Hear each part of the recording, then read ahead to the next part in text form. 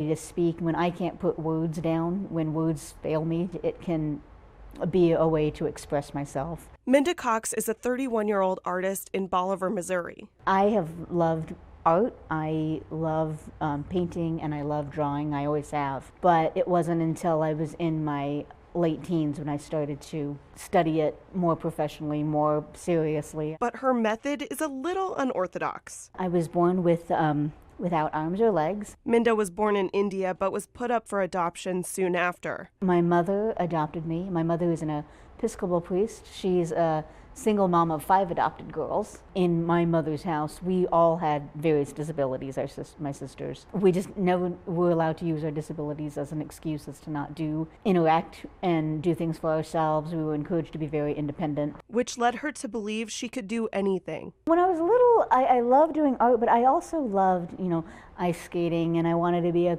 cook and a dancer and a doctor and all of that, but a lot of that stuff wasn't really practical. So she decided to seriously pursue art. People are always curious about how I eat, how I draw, how I brush my hair, how I put on my own makeup, or how I dress myself.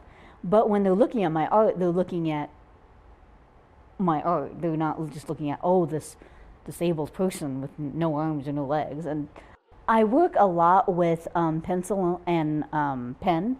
I learned to really control watercolor, and I really fell in love with it.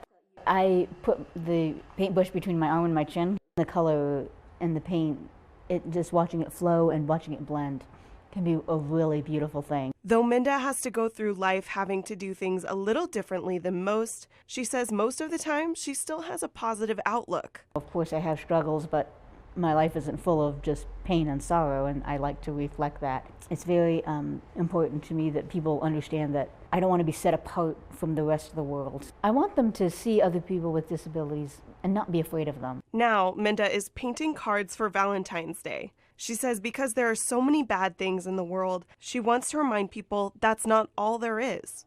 People need to be reminded that there is love in the world. That's how I would like people to do, is approach people with disabilities and know that, hey, we are just people.